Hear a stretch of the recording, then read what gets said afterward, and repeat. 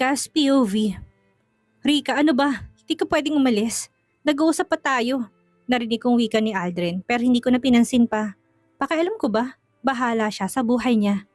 Ready? Hindi mo ba talaga siya kakausapin? Pagkalapit ko kay Lucia, ito kaagad ang tanong niya sa akin. Mabilis naman akong umiling. Hindi niya ako mapipigilan sa gusto kong gawin. Sagot ko naman sa pinsan ko. Natawa ito at sabay-sabay na kaming naglakad patungo sa nakaparadang kotse. Napansin ko pang akmang paghabol ni Aldrin pero tumigil din. Halata naman talaga na wala siyang magagawa dahil sa itsura niya ngayon. Kailangan niya na rin talagang matulog. Nagmumukha na rin kasi siyang adik dahil sa kakapuyat niya. Matiwasay naman kami nakaalis ng mansyon at dumaan na muna kami sa isang restaurant para kumain ng lunch. Pagkatapos noon, dinaan lang ako nila Corton sa isang car showroom at umalis din kaagad sila. Hindi daw nila ako masasamahan sa buong proseso ng pagpili ng sasakyan dahil may importante daw silang kakausaping tao regarding sa pamimigay nila ng mga groceries pagdating sa kapistahan dito sa probinsya. Ayos lang naman sa akin dahil hindi ko din naman kailangan ng advice nila. Alam ko na kung anong gusto kong sasakyan. Dahil sa asyenda ako nakatira, mas type kong sasakyan na may mataas na gulong para pwedeng isabak sa mga lubak na kalsada. Isang 4x4, pickup Ranger Raptor ang napili kong bilhin. Doon kasi talaga unang natuon ng atensyon ko pagkapasok pa lang sa naturang establishment. Astig-titigan at kaya kong i-drive yun kahit saan. May on-hand ba kayo na sasakyan na yan? Kung babayaran ko na ngayon, makukuha ko na ba kaagad? Tanong ko sa salesperson na nag-a-assist sa akin. Nagpaalam lang ito saglit sa akin dahil ida-double check lang daw na muna niya kaya naiwan naman akong patuloy na sinisipat ng tingin ng naturang sasakyan. Hindi ganun kamahal ang sasakyan na to kaya marami pang susobra sa pera na bigay sa akin ni Robbie. Marami pang matitira sa account ko kaya pwede ko talagang gawin lahat ng gusto ko na hindi mababawasan ng iba ko pang kaperahan na nasa personal account ko lang. Kung meron silang stocks sa kotse na to, hindi ako mangingibi na bilhin kaagad at gamitin. Susubok din kaagad ako sa malayang pagdadrive sa paligid ng probinsyang ito. Bahala na kung saan man makarating pero gusto ko maramdaman ulit ang pagiging malaya ko. Yes ma'am, good news po. Meron po kaming stocks na nasabing sasakyan. Nakangiting informa sa akin ng sales personnel. Nice, kukunin ko. Taas no kong sagot. Kagad naman tong napangitit niyaya na ako sa isang table para maumpisahan ang susunod na transaction. Since pwede naman ang bank transfer payment, yun na lang ang ginawa ko. Pinirmahan ko na rin ang dapat pirmahan ng mga legalities. Walang kahasal-hasal at wala pang 2 oras. Nakuha ko ng bagong sasakyan na gusto ko. Sobrang saya ko habang nasa harap na ako ng manibela ng nasabing sasakyan. Sa wakas, I am free na. I can do whatever I want at walang makakapigil sa akin. Thank you ma'am and take care po. Nakangiting wika pa ng salesperson na nag-assist sa akin bago ko pinatakbo ang aking bagong sasakyan. Smooth ang takbo at halatang bago. Lalaspagin ko siguro na muna ang sasakyan na ito bago ko babalik na Manila. Ngayon ko lang din lubos na naramdaman na sobrang na-miss ko palang mag-drive. Dahil doon ilang saglit lang naman akong sa kalsada habang hindi ko alam kung saan ako patutungo. Basta gusto ko lang mag-drive na mag-drive. Nang may nadaanan akong gasoline station, nagpagas din ako kaagad. Full tank dahil hindi ko alam kung saan ako makakarating ngayong araw. Excited ako at kapag ganitong nararamdaman ko, wala na akong pakialam pa sa paligid ko. Halos 2 oras din ako nag-drive bago ko napansin ang isang karatula kung saan tinurong pangalan ng resort. Sinundan ko yun at ilang saglit lang kaagad na bumungad sa akin ang isang puting buhanginan. May mga cottage din ako napapansin at hotels. Medyo marami din ako natatanaw na mga turista, kaya kaagad akong pumasok sa loob. Giniya naman ako ng sang staff hanggang sa nakarating ako sa isang parking area. Nagpark lang ako at kaagad na naglakad patungo sa reception area. May available pa ba na cottage? Nakangiting tanong ko sa receptionist. Napansin kong tinitigan na muna ako nito bago nagsalita. May mga kasama po kayo ma'am? Ilan po kayo? Nakangiting tanong nito sa akin. No, mag-isa lang ako. May problema ba? Nakangiti kong balik na tanong sa kanya. Muli itong umiling. Ay, ganun po ba? May mga available po na cottage ma'am. Pero since nag-iisa lang kayo, mas mabuti po na sa private room na lang po kayo. Medyo maingay po kasi mga katabing cottage kapag gabi na. Dahil sa party-party po sa beach. Nakangiting sagot sa akin ng receptionist. Nakangiti naman akong tumango. Okay, whatever. Sige, sa private room na ako. Seryoso kong sagot.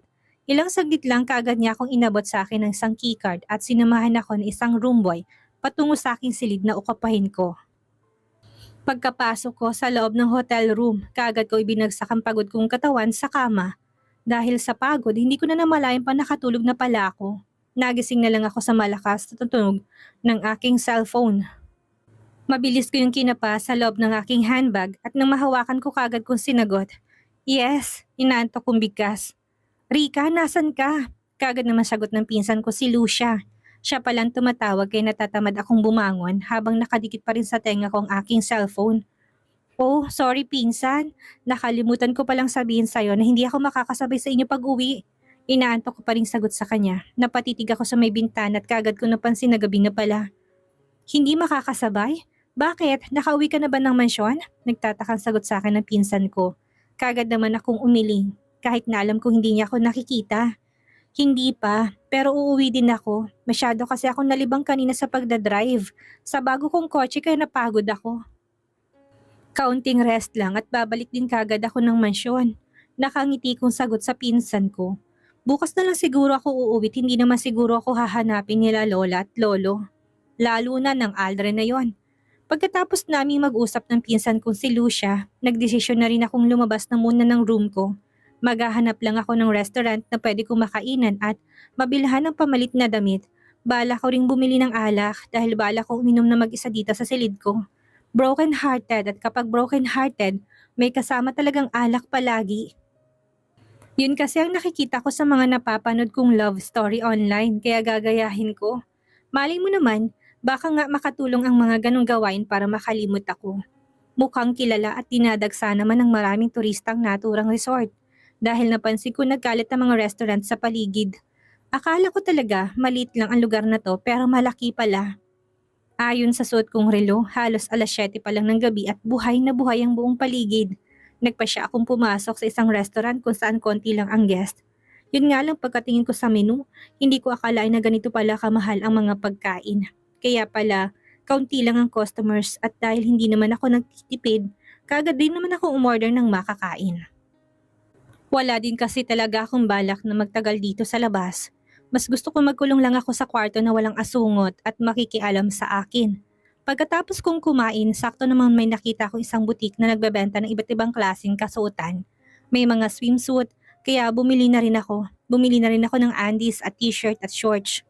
Pati na rin ilang pirasong dress dahil baka magbagong isip ko bukas at huwag na muna umuwi ng asyenda.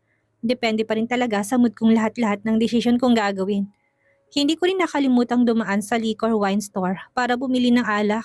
Bumili ako ng isang klase ng liquor at isang klase ng wine, pati na rin fried chicken at ilang pirasong chicheria. Para may pulutan ako, o diba, kompleto Ricardo at kahit na wag na akong lumabas ng kwarto. Ayos lang.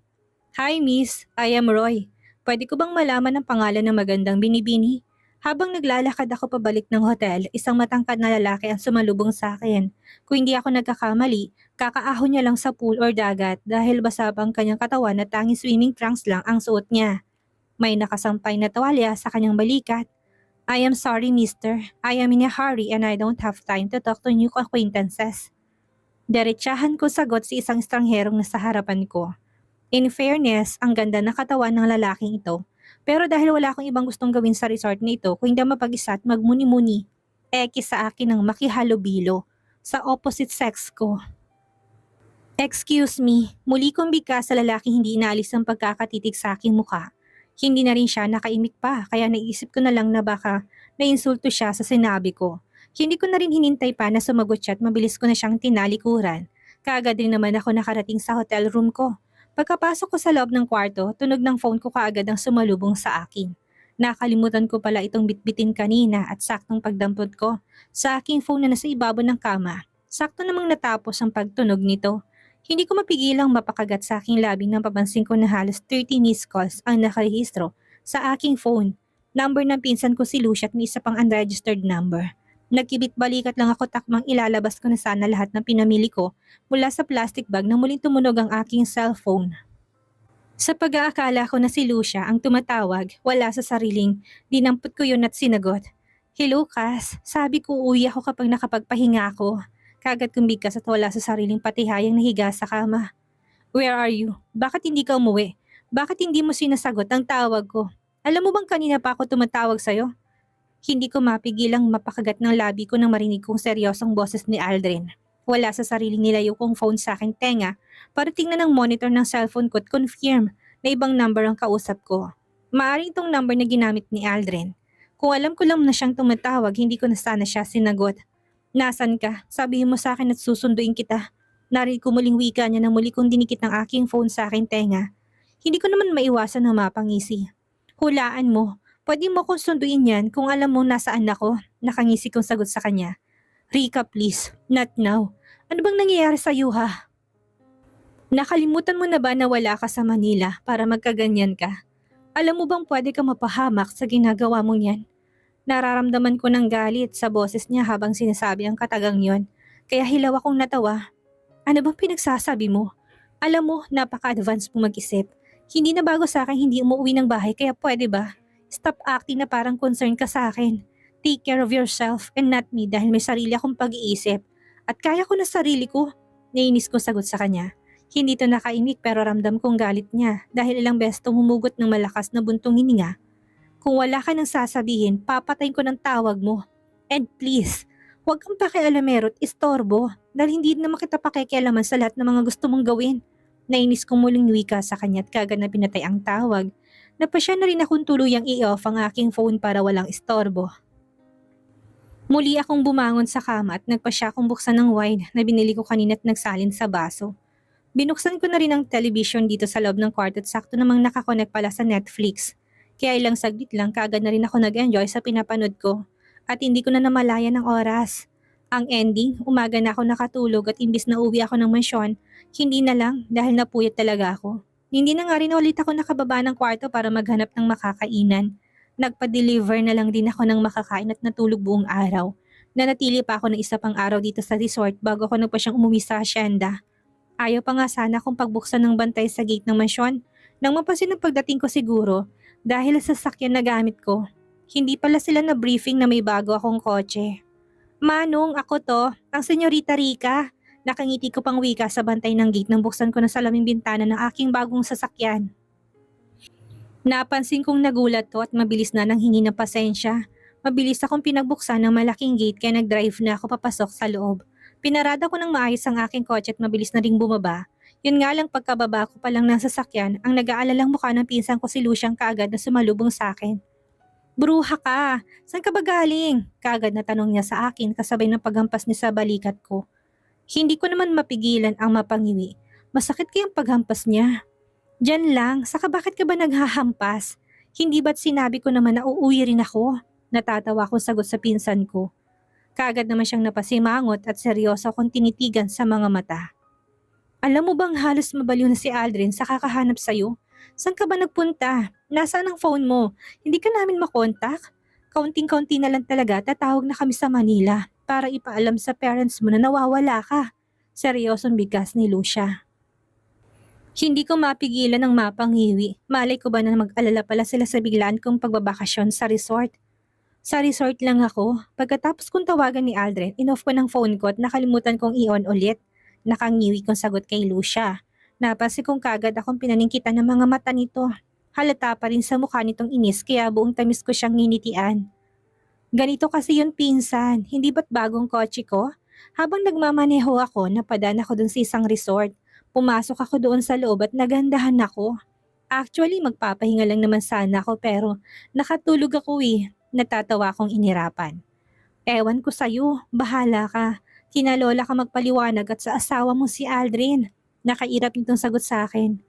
Okay, ako nang bahala kina lola at lolo. Pero kay Aldrin, wala akong balak na magpaliwanag. Nakangiti kong sagot at mabilis na naglakad papasok sa loob ng mansyon. Mahigit 2 oras ako nag-drive pabalik dito sa asyenda at balak ko magpahinga muna. Kung hindi nga lang ako nag-aalala kina lolo at lola na baka hanapin nila ako. Wala pa sana talaga akong balak na umuwi eh. Parang gusto ko pang gumala ng gumala. Si Aldrin kaya, nasa na kayang gagong yon? Nandito kaya sa mansyon? Heist, bakit ba nakalimutan kong itanong kay Lucia? Hindi ko mapigilang bigkas habang paakyat ako ng hagdan. Hindi ko pa rin maiwasang makaramdam ng lungkot nang maisip ko na baka nandun na naman kina Ivana, ang lalaking yun. Kailan kaya ang libing nung yaya niya? Imbis na sa kwarto naming dalawa ni Aldrin, ako dumiretso yung nagpasya akong dumaan na muna sa kwarto ng matatanda. Pagkatapat sa pintuan, marahan akong kumatok at ilang saglit lang, narinig ko na nagsalita si Lola Rebecca ng come in. Good afternoon po Lola, Lolo. Nakangiti kong bigas pagkapasok ko sa loob ng kwarto nila. Napansin ko pang pagkagulat sa mukha ng mga matatanda na mapansin nilang pagdating ko. Hindi ko yun pinansin, bagkus isa-isa ko silang nilapitan para magmano. Rika, iha, saan ka ba galing? Bakit ngayon ka lang umuwi? Seryosong tanong sa akin ni Lola. Bigla tuloy akong kinabahan. Ngayon ko lang kasi ito nakita kung gaano kaseryoso at si Lolo naman ay tahimik lang na nakaupo sa kabilang bahagi ng kama. Nahalata namang nakikinig din sa usapan naming dalawa ni Lola. La, sorry po. Alam ko na hindi magandang hindi umuwi ng bahay. Kaya lang, masyado po kasi akong nalibang sa labas. Hindi ko po namalayan ng oras at napalayo na palang pagdadrive ko. Nahiya akong sagot sa kanya. Pinalamlam ko pang aking mga mata para ipakita sa kanila na nagsisisi ako sa ginawa ko. Ha? Napakadelikado ng ginawa mo. Alam mo bang sobrang nag-alala kami sa iyo? Paano kung napahama ka sa labas? Ano na lang ang sasabihin na amin ng mga magulang mo? Na pinabayaan ka namin at hinayaang umalis na mag-isa dito sa bahay. Seryosong sagot ni Lola. Hindi ko naman mapigilan na mapakamot ng aking ulo sa bayo ko. Sorry Paula, hindi na po maulit. Mahina kong bigkas. Hindi naman kasi sumagi sa isipan ko na pati sila mag-aalala sa hindi ko pag-uwi. Akala ko kasi wala silang pakialam sa akin. Bueno, nangyari nang hindi dapat mangyarit sana. Hindi na to maulit pa, Rika. Kung may problema kayong dalawa ni Aldrin, pwede niyong pag-usapan yan. Hindi yun naglalayas ka. Muling wika ni Lola. Si Lola Rebecca ang mabunganga sa pamilyang ito. Si Lolo naman tahimik lang na nakikinig. Saka anong sabi ni Lola? Problema naming dalawa ni Aldrin? Alam niya kaya na may problema kaming dalawa ni Aldrin? Sinong may sabi? Alam kong pagod ka. Magpahinga ka na muna sa kwarto niyo. Saka na tayo mag-usap ulit. Muling wika ni Lola na labis kong pinagpasalamat. Mabuti naman at siya na mismong tumapos sa pag-uusap na to. Pambihira. Never ako napagalitan ni Lola Ashley. Sa tanang buhay ko, tapos tong Lola ni Aldrin, napagalitan ako ngayon lang dahil sa hindi ko pag-uwi. Nasaan ang hustisya? Lulugo-lugo ako mabilis na lumabas ng kwarto nila Lola Rebecca. Tapos sa sigurong galit ng matanda't sana, hindi niya naungkatin ang kasalanang nagawa ko kapag magkasalubong ulit kami. Aminado pa naman ako na matigas ang ulo ko't kapag nagagalit ako, baka bigla na lang ako mag-alsa balutan at bumalik ng Manila. Tahimik ako naglakad patungo sa kwarto namin dalawa ni Aldrin. Pagkatapat ko sa pintuan, kaagad kong binuksan yun at nagulat pa ako nang maabutan ko si Aldrin na tahimik na nakaupo sa gilid ng kama at matalim ang mga mata na nakatitig sa akin. Mabuti naman at naisipan mong umuwi. Saan ka galing? Bakit ngayon ka lang? Salubong na bulyaw niya sa akin. Tingnan mo nga ang taong to, imbis na kamustahin ako. Parang bulyaw kaagad ang gusto niyang pa-welcome sa akin ha. Gusto niya talaga siguro na magkagulo kaming dalawa. Ayaw ko sanang pansinin si Aldrin, pero nang mapansin kong tumayo ito't naglakad palapit sa akin, mabilis ako napatras. Masama ko siyang tinitigan bago ako nagsalita.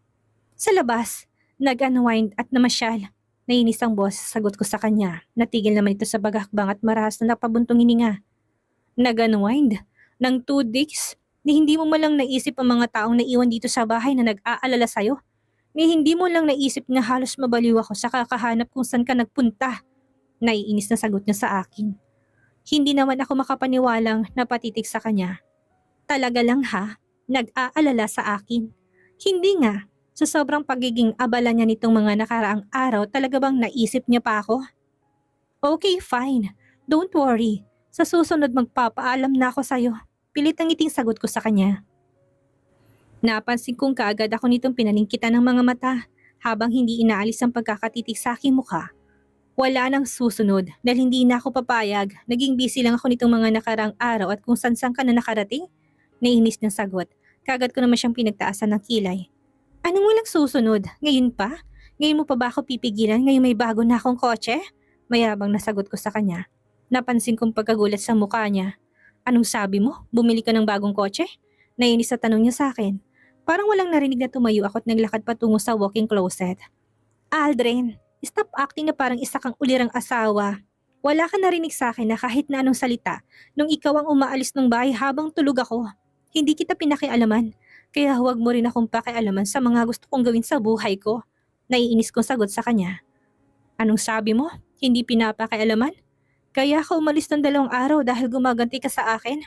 Kaya ka bumili ng kotse dahil gusto mong gumala ng gumala at gusto mong ipakita sa akin na kaya mong gawin lahat ng gusto mo? Mahirap ba talagang maintindihan na kaya ako naging abala nitong mga nakarang araw dahil sa pagkamatay ni Yaya Linda? Napamahal na sa akin ng matandang yon kaya sinusulit ko mga araw na makasama siya. Mahaba niyang paliwanag sa akin. Hindi ko man mapigilan ng mapaismid. Sabi mo nga at don't worry, hindi ako ganong katanga para hindi maintindihan ang bagay na yan. Pero kailangan ba talaga buong araw at gabi ka sa bahay na yon? Kailangan ba talaga hindi ka umuwi dito sa mansyon at doon ka manatili? Grabe ka, kulang ka na lang na doon tumira. May narinig ka ba na reklamo sa akin? Hindi ba't wala? Nagreklamo ba ako na habang nandun ka sa kubo na yon, na ang buong atensyon mo'y naka Ivana lang, na para bang wala kang asawa na nanonood sa mga pinaggagawa nyo? Pasigaw ko rin sagot sa kanya. Natameme naman siya. Gulat marahil sa narinig mula sa akin. Akala mo ba hindi ko alam na may gusto sa'yong kutong lupa na yon? Akala mo ba hindi ko alam na inaakit ka ng babaeng yon? Muli kong bigkas sa kanya. Pati mga tungkol sa bagay na yun, binibigyan mo ng masamang impression. You're impossible. Alam mo naman na halos dito na lumaki si Ivana sa asyenda. Noon pa man magkakilala na kamit, nalulungkot yung tao. Dahil sa pagkawala ng lola niya. Bakit ba gusto mong bigyan ng maling kahulugan ng lahat? Nainis sa sagot niya sa akin. Fine, I don't care. Sige, pagtanggol mo pang babaeng yun. Kung gusto mo, asawahin mo para ramdam na ramdam niyang pakikisimpatya mo sa kanya. Galit kong sigaw sa kanya at mabilis na naglakad papasok ng walk-in closet. Napansin ko pa ang pagsunod ni Aldrin pero hindi ko na siya binigyan pa ng chance dahil pagkapasok ko sa loob, mabilis kong sinara ang pintuan at nilock yon. Narinig ko pang malakas niyang paghampas ng pintuan mula sa labas. Rika, ano ba? Nag-uusap pa tayo eh. Wag na wag mo ko madala-dala sa walkout mo na yan. Hindi uubra sa mansyon na to ang pagiging brat mo. Maniwala ka sa akin. Galit na sigaw niya mula sa labas. Sinong tinatakot mo? Para sabihin ko sa'yo, hindi pa pinapanganak ang taong pwede kong takutin. Wala pa sa mundong itong taong puputol sa sungay ko. Kaya kung ako sa'yo, lumayas ka't balikan mo ng Ivana mo. Total bagay naman kayo ng babaeng yun eh. Galit ko sigaw na pabalik sa kanya. Sa sobrang galit ko, binato ko pang bag ko sa loob ng closet at halos sirain ko isang cabinet dahil sa pahablot kong pagbukas. Nararamdaman ko rin ang panginginig ng laman ko. Dahil sa galit, sinasabi ko na nga ba sa umpisa lang talaga masarap ang buhay may asawa. Kapag medyo matagal na, heto na ang away-away. Ano bang mga pinagsasabi mo? Huwag mo sabihin na nagsaselos ka kay Ivana. Rika naman, asawa mo ko. Wala na akong time na tumingin sa ibang babae dahil kasal na tayo. Pwede ba? Stop acting na para bang nambababae ako dahil hindi mangyayari yon. Lumabas ka dyan, mag-usap tayo. Sigaw niya mula sa labas. Kaagad naman ako napairap. Kung sa ibang pagkakataon, baka kinilig pa ako sa sinabi niya. Kaya lang sobrang nagsaselos talaga ako sa Ivana na yon. Nainis talaga ako sa babaeng yon at hanggat binibigyan niya ng atensyon ng babaeng yon, hindi talaga kami magkakaayos ng Aldrin na to. Ano kayang mangyayari ngayon tila nagre-rebelde si Rika sa asawang si Aldrin? Ano ang gagawin ni Aldrin para mapalambot ang puso ng asawa? Yan ang ating aalamin sa susunod nating kabanata.